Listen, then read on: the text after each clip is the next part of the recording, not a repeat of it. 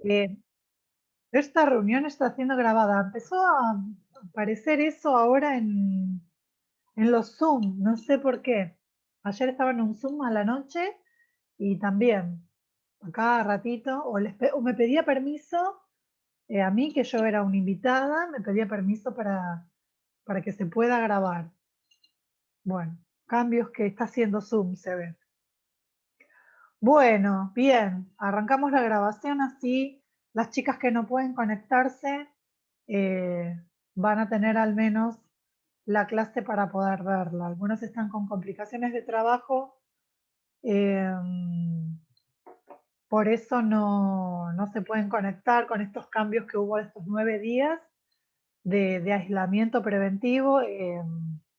Bueno, algunas están con cambios de horario y cosas así. Así que bueno, vamos a ir tratando de adaptarnos como podamos. ¿Ah?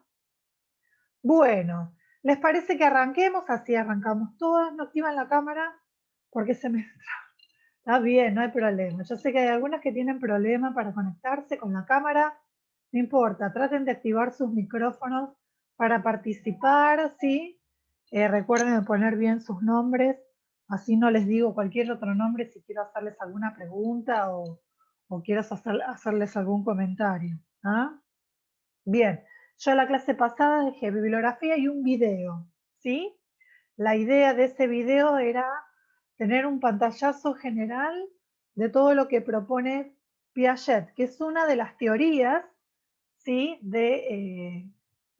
Sobre las cuales uno puede hablar que se basa específicamente en el constructivismo. No es la única teoría, ¿sí? Si bien a veces solemos asociar la psicología genética o lo que en realidad sería la epistemología genética, y ahora yo voy a explicar un poquito eso, con constructivismo. Y bueno, sabemos que vamos a ver otros autores y en el apuntecito que yo les dejé vamos a ver a otros autores que también tienen una postura constructivista.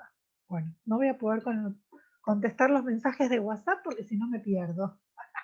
Así que les voy a compartir la pantalla para hacer una pequeña introducción. Después de esa introducción nos vamos a meter en el video que yo les dejé y vamos a empezar a detenernos en ese video para entender un poquito solamente la primera parte que Piaget divide, ¿sí? De 0 a 2 años. ¿Ah? Piaget, a diferencia, por ejemplo, de Vygotsky o de otros constructivistas, él va a dividir, ¿sí? En distintas etapas del desarrollo, ¿sí? Sobre todas las cosas, Piaget lo que va a decir es que en realidad el desarrollo es la base, el desarrollo biológico es la base de los aprendizajes. No puede haber aprendizaje si previamente no hay un desarrollo biológico que sustente esos aprendizajes, ¿sí? Esto es muy importante porque después lo vamos a diferenciar con el otro autor que vamos a ver, con el otro marco teórico, que es el de Vygotsky, ¿sí? Vygotsky no va a decir lo mismo. ¿Ah? Pero para eso primero me gustaría hacer una pequeña introducción con un PowerPoint, ¿sí? Para entender un poquito eh, cómo surgen las investigaciones que hace Piaget, ¿sí? Piaget, ustedes lo pudieron ver en el video, Piaget es en realidad su formación primaria es la biología, ¿sí? Él era un sueco, ¿sí? Nació en Suiza, eh, era un suizo, perdón, eh, que nació y, sí, a principios de, yo diría del siglo pasado, pero ya cambiamos de siglo, ¿sí? Del año pasado, a fines de 1800, y murió en 1980, ¿sí? Es decir, cuando yo estaba ahí ya en mi niñez, existía Piaget, ¿sí? Así que no estamos hablando de una teoría vieja, antigua. ¿Ah? Para algunas de ustedes les resonará como muy antigua, para las que somos un poquito más avanzadas en edad, no es una teoría vieja, ¿sí? Vygotsky fue contemporáneo a Piaget, pero bueno, estaba en otro punto del planeta que un poquito lo habíamos visto la clase pasada.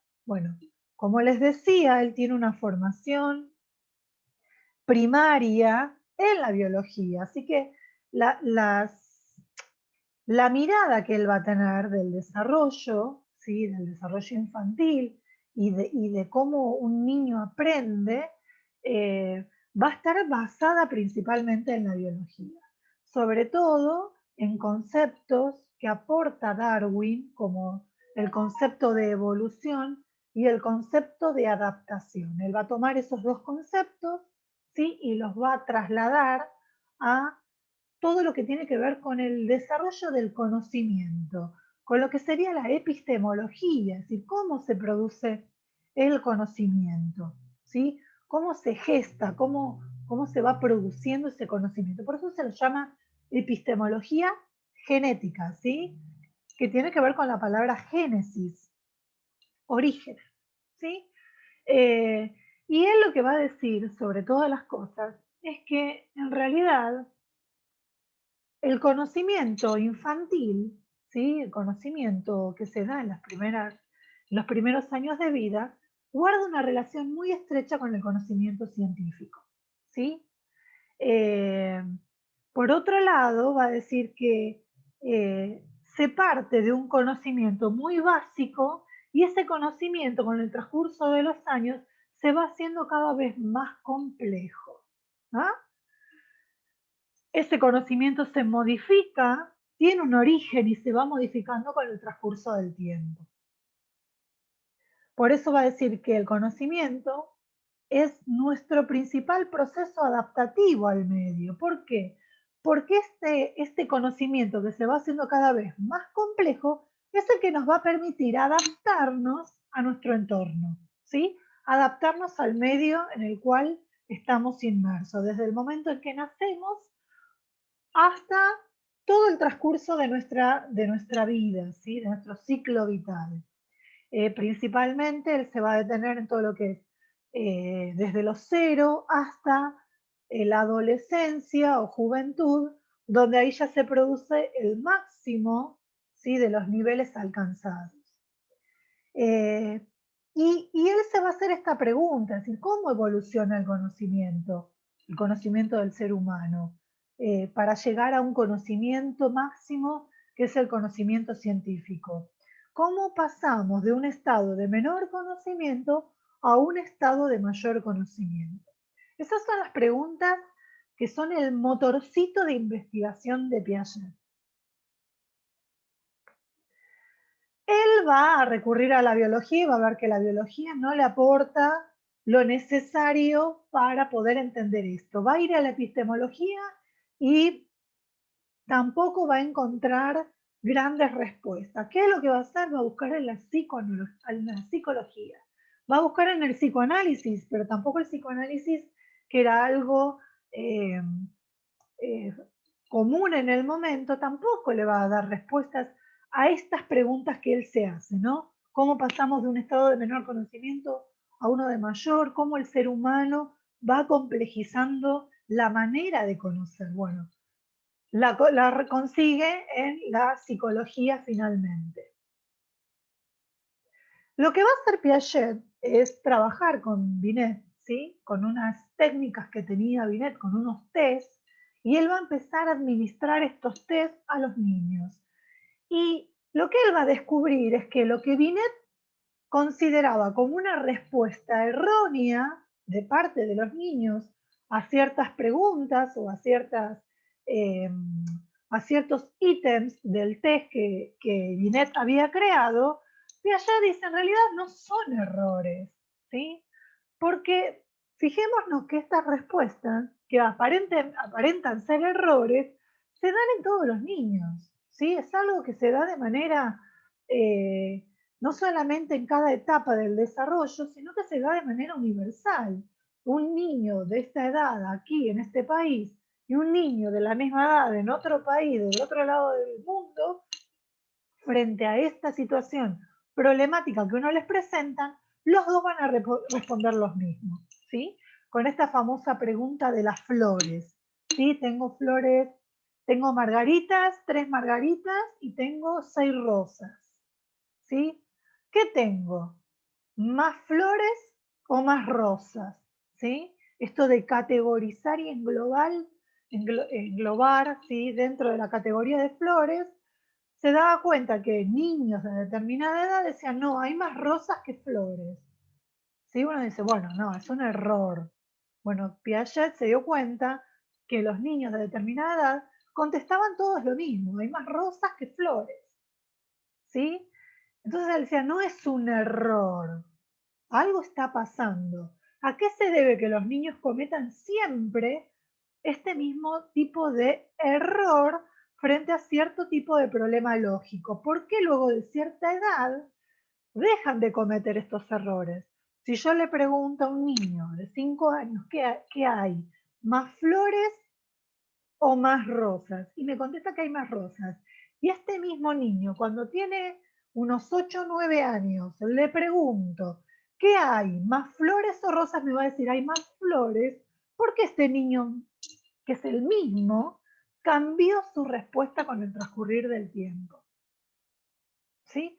Preguntas que Piaget se hacía, ¿sí? Y que se da cuenta que en realidad no eran errores, sino que eran maneras de explicar que tenían los niños ciertos fenómenos, ¿sí? Que se daban a simple percepción.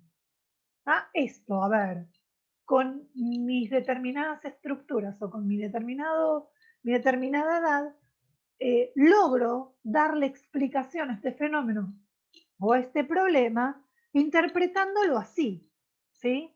Si veo que hay más rosas que margaritas, si hay más rosas, no importa que me preguntes flores en vez de margaritas. A la simple percepción, yo como niño explico que en realidad hay más cantidad de rosas. ¿Ah? ¿Se entiende? ¿Me van siguiendo? ¿Sí? ¿Cómo surge esto en Piaget? Bien, lo que Piaget va a decir, que en realidad lo que existe es una estrecha relación, ¿sí? Un vínculo que se da en un ida y vuelta entre el sujeto, en este caso el niño, y el objeto de conocimiento. ¿Ah? Para los empiristas de la época, ¿sí? Conocer es recibir una idea que es copia exacta del objeto. ¿Sí? Los empiristas decían, uno en realidad percibe el objeto tal cual es. Bueno, Piaget va a decir, no, no es así. No todos percibimos los objetos a conocer de la misma manera. Los innatistas también de la época decían que conocer es descubrir, recordar las propiedades de un objeto de manera exacta e insustituible. Bueno, Piaget va a decir no. ¿Por qué? Porque la manera en que yo puedo hoy describir o categorizar un objeto, con el transcurrir del tiempo lo voy a cambiar a eso.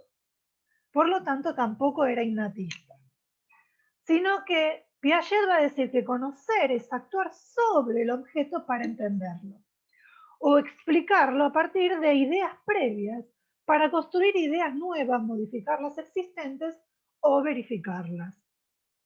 Y él va a decir, en realidad, el conocimiento no es una copia exacta de la realidad, no es algo que percibo y que no modifico en el tiempo, sino que en realidad el conocimiento es algo que se construye. Y en esta relación que hay entre el objeto de conocimiento y el sujeto que quiere conocer ese objeto, hay una constante modificación. Yo modifico el objeto para poder conocerlo, entenderlo o explicarlo. Y entonces cuando un niño va y se traslada en un auto y ve la luna, va a decir que la luna lo sigue. ¿Por qué? Va a decir que la luna lo sigue. Y después cuando tenga unos 10 años, no va a decir, es ridículo, la luna no me sigue. La luna sigue, está ahí. Lo que pasa es que es un objeto tan grande que yo tengo la sensación que me está persiguiendo, que sigue ahí. Donde yo voy está. ¿Por qué el niño pequeño dice que la luna lo sigue? Porque es la manera que tiene de explicar, modificando ese objeto para tratar de adaptarlo a sus conocimientos previos, a las ideas que ya tiene. ¿Sí? ¿Se entiende esto? ¿Preguntas? No, dice, no. Los que tienen niños pequeños piensan en situaciones, ¿sí? En comentarios que los chicos, uno les hace preguntas o les plantea un problema y la manera que tienen de contestar uno dice, ¿cómo dice esto? ¿No? Bueno, en realidad todos los niños a esa edad contestan igual. Bien, como les decía antes, esta epistemología genética, ¿sí?, creada por Piaget, también Piaget crea lo que es el constructivismo, pero la epistemología genética no es la única teoría constructivista, ¿sí?, sino que tenemos a Vygotsky, Brunner, Ausubel, todos esos que yo les puse dentro de ese apuntecito, ¿sí? Entonces, bueno, un poco lo que les decía antes, hay un paralelo entre la ciencia y el conocimiento infantil. ¿Por qué? Porque en las ciencias uno parte de preguntas, los niños también parten de preguntas. En las ciencias se generan hipótesis, es decir, posibles respuestas a esas preguntas. Bueno, los niños también generan hipótesis contestando esas preguntas.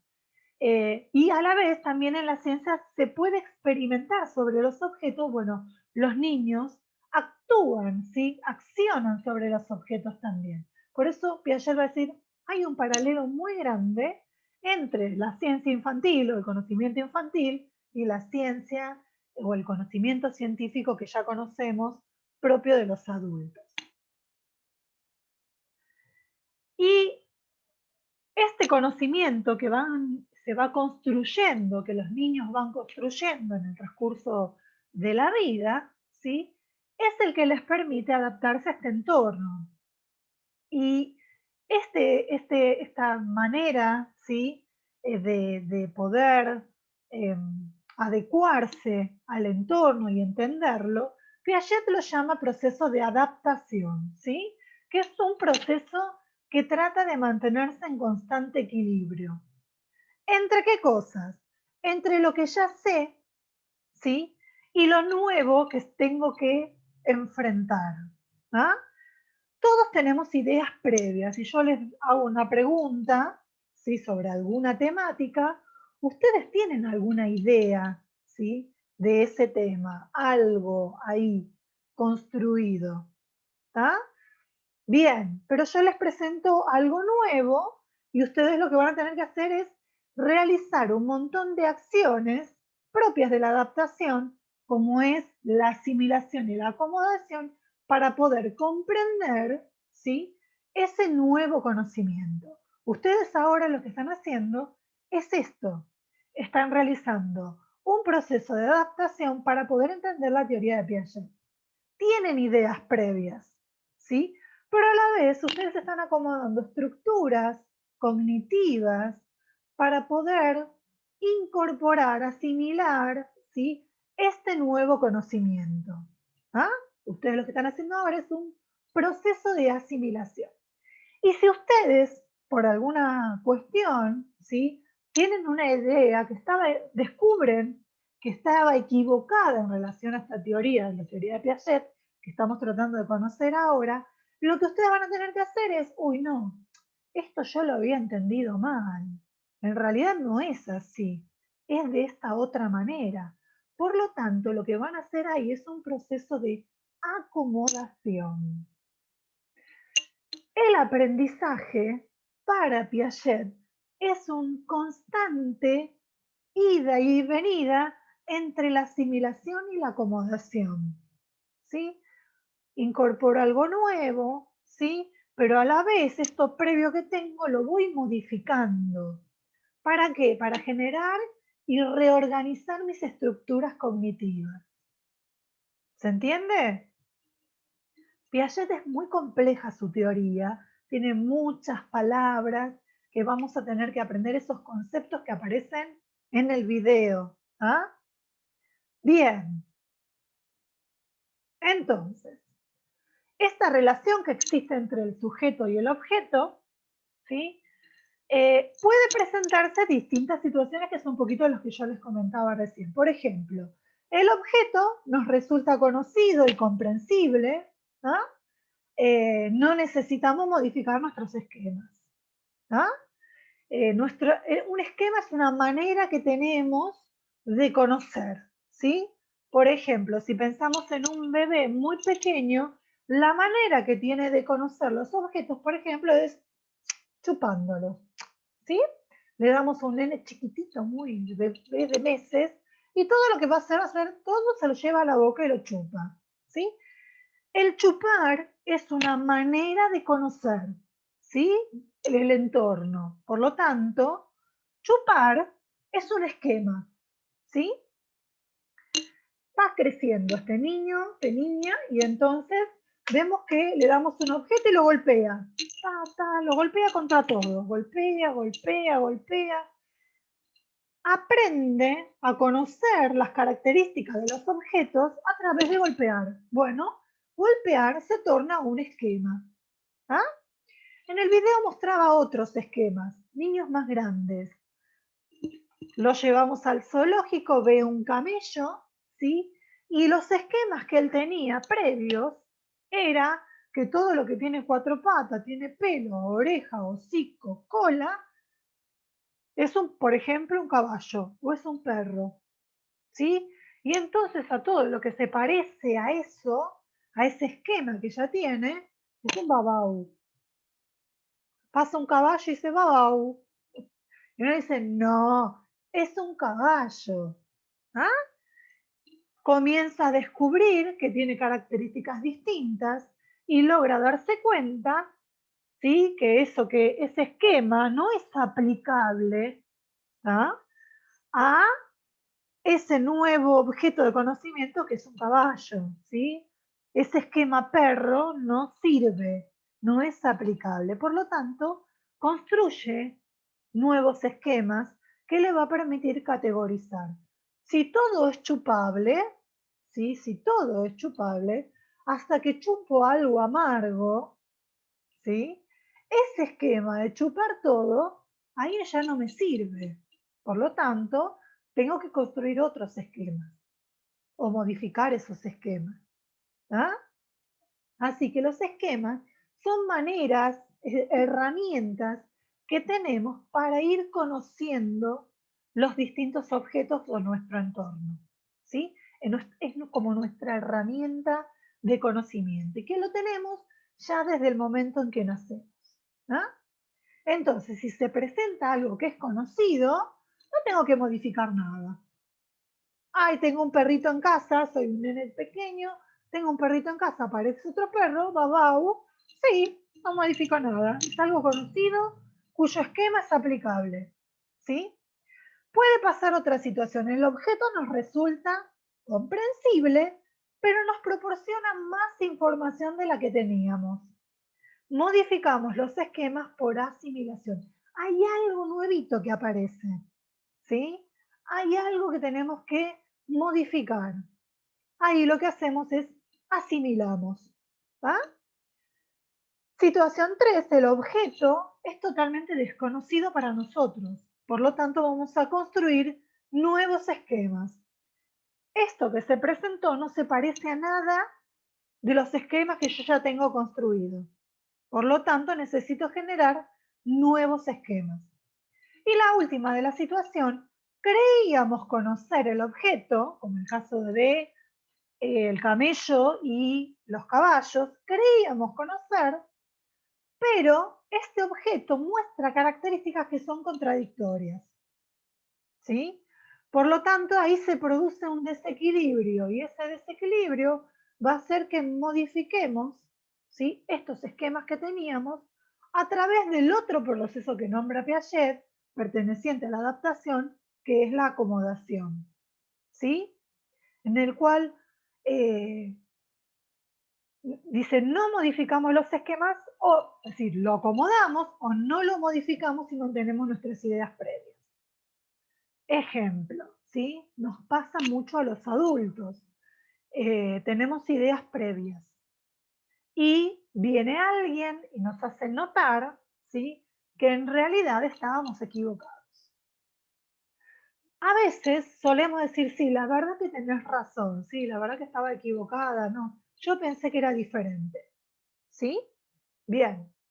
Uno dice, bueno, hubo ahí acomodación, eliminó esa idea previa, logró construir un nuevo esquema que le permite conocer realmente este objeto. Resulta que, frente a una situación similar, vuelve a surgir esa idea previa que yo tenía. Que yo creí, sí, o verbalmente, dije que modifiqué, que sí, que tenía razón, pero cuando llegó el momento, en otra oportunidad, en otra situación problemática, utilicé el mismo esquema que tenía. Eso quiere decir que la idea previa permanece. Cuando ustedes vean, avancen en la carrera, se van a dar cuenta de que en realidad esto de la acomodación en muchos sujetos se torna bastante difícil. Es bastante difícil desarraigar o eliminar ideas previas que tenemos. Por eso siempre decimos, es mucho más difícil desaprender que aprender algo nuevo. ¿Sí? Cuando se me presenta algo nuevo, desconocido, ¿sí? Situación número 3, construyo un nuevo esquema. Pero cuando aparece algo nuevo o algo que contradice lo que yo ya tengo construido, es muy difícil deconstruirlo. ¿Sí? Nos cuesta mucho este proceso de acomodación.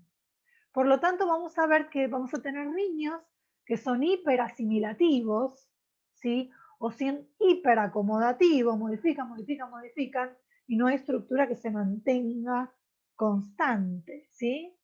Entonces uno le dice, esto es blanco, sí es blanco, y lo convenciste de que es blanco. Y después le decís, no, esto es negro, y lo convenciste de que es negro. Son niños hiperacomodativos, ¿sí? Otros son hiperasimilativos. ¿Ah? Bien, esos son estilos de aprendizaje. Bien, yo después les voy a dejar este power, ¿sí? Por ejemplo, en primaria pueden notar este ejemplo. Nos quedan 10 minutos, nos vamos a volver a conectar, ¿sí? Donde puedo ver en una suma vertical, dice el esquema, es útil siempre que los problemas sean similares, es decir, siempre que sean números naturales, ¿no? Entonces yo le doy a un niño que está aprendiendo a sumar, le doy números naturales, números enteros, y entonces de manera automática, ¿sí? Los va a ordenar correctamente. Pero, ¿sí? Frente a esta situación, yo le agrego lo que es un número, ¿sí? Suma de números decimales, mezclado con números enteros. Y entonces, lo más probable es que haga esto. ¿Por qué va a hacer esto? El error se produce al asimilar el problema nuevo al esquema anterior. Utilicé el mismo esquema que tenía antes, ¿sí? Ordenar los números de la misma manera. Cuando se produce un cambio, ¿sí? Y yo no identifico ese cambio, puedo cometer este error porque lo que estoy haciendo es, utilizo el mismo esquema, ¿sí? Sigo asimilando. Entonces, dice, es lo que se conoce como hiperasimilación. ¿Ah? Se niega la diferencia para evitar modificar el esquema que posee ya con anterioridad. Entonces, esto es típico, ¿sí? De los niños. Lo hicimos todos. Frente a esto nuevo, no nos damos cuenta, ¿sí? Que hay una diferencia, no la percibimos a esa diferencia y utilizamos el mismo esquema. Ordenamos de la misma manera. ¿Ah? Otra de la situación, ¿sí? El mismo esquema frente a la novedad. El error está en pensar que en una suma, ¿sí? De números decimales, todos los números deben ser decimales. Bueno, estoy haciendo suma de números decimales y hay uno entero, ese entero obviamente lo tengo que transformar en uno decimal. ¿Sí? Modifico el objeto. Estoy modificando ese uno que era entero. Bien, lo que está ocurriendo acá es una hiperacomodación. Modificamos los esquemas aun cuando no es necesario. ¿Sí? Por suponer que los equivocados somos nosotros y no la realidad. ¿Ah? Estas situaciones se presentan, quizás ustedes lo van a ver en otras cosas, ¿sí? Porque ustedes van a trabajar en inicial, pero es bueno que lo sepan también en el trabajo con niños más grandes, que esto es típico, ¿sí? El equivocado soy yo, por lo tanto modifico el objeto, modifico todo. Cometo un error, ¿sí? O directamente no lo percibo, uso el esquema que ya tengo, acomodar los mismos números, y entonces meto coma todo. ¿Ah? Bien. Bueno, esta filmina que está acá, esta diapositiva, explica que la estructura, nuestras estructuras mentales, ¿sí? Es considerado como un sistema de relaciones, es decir, tienen leyes, tienen elementos que lo constituyen, esos elementos guardan relación entre sí, ¿sí? Y a la vez se transforman, ¿ah? Tienen un sistema de transformación. Es decir, nuestra estructura mental es como un gran sistema. ¿Ah? Bien, esto lo vamos a dejar. Piaget, entonces, en su marco conceptual, y seguramente son algunos de los conceptos que ustedes vieron en el video, va a utilizar estos términos y va a decir, en realidad, en este proceso, ¿sí?, del conocimiento y de esta adaptación, de esta necesidad de utilizar el conocimiento para adaptarme al entorno, ¿sí?, va a haber procesos que son variantes y procesos que son invariantes. ¿A qué se refiere esto? Los procesos variantes son los que son propios, que tienen características propias de cada sujeto, ¿sí? Y dentro de esos procesos variantes va a nombrar a los esquemas, que hablamos recién, que es esta manera de conocer que tenemos, y las estructuras. Mis estructuras cognitivas no son iguales a las de ustedes. Y si tuviésemos la posibilidad de comparar las estructuras cognitivas o cognitivas de cada una de ustedes entre ustedes, verían que es como la huella dactilar, es propio de cada una, ¿sí? Pero sí hay cosas que la tenemos todas. Por un lado, este proceso de adaptación para lograr el equilibrio cognitivo entre la asimilación y la acomodación, y por el otro lado, esta necesidad de que estas estructuras estén organizadas, de que estos esquemas se organicen, ¿sí? Entonces, vuelvo a repetir, por un lado, hay procesos que son variantes, que es como nuestra huella dactilar, es propia de cada uno de los sujetos, como son los esquemas y las estructuras, y hay cuestiones que las tenemos todas, ¿sí? Que es esta adaptación a través del proceso de asimilación y acomodación y la parte de la necesidad de que estas estructuras se organicen de alguna manera. Bien. Dejo de compartir. Preguntas hasta ahora, porque estoy hablando yo solita.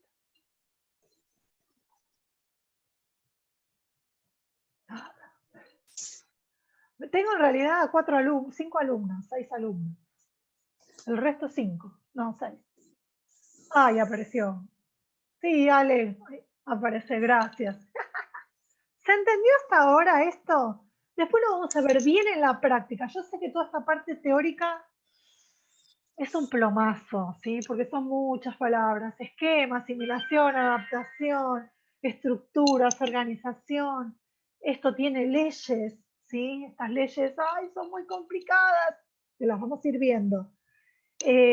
Cuando vayamos a la práctica y veamos videos de bebés, ¿sí? Ahí nos va a caer la ficha, vas a decir, ah, mira, este bebé está en el periodo sensorio-motor y mira, esto que está haciendo es un esquema, ¿sí? O está usando una reacción circular terciaria, ¿no? Es decir, todos nombres complicadísimos, que después en el momento de la práctica los vamos a identificar y nos van a resultar un poquito más amenos, ¿ah? Pero no podemos evitar este tiempo de marco teórico para poder después aplicarlo a nuestra observación como maestras de nivel inicial, ¿ah? Bien, lo que vamos a hacer ahora, nos vamos a desconectar y vamos a meternos, uy, hay gente que está entrando ahora, No los voy a dejar entrar, así ya vamos cerrando. Nos vamos a volver a conectar, vamos a mirar un poquito el video entre todas y vamos a ir desmenuzando esta primera parte, que es la que me interesa, que es el periodo sensorio-motor, que vamos a entender por qué se llama así, ¿sí? Que va desde los 0, es decir, desde el recién nacido hasta los 2 años. Así que nos desconectamos y nos volvemos a conectar.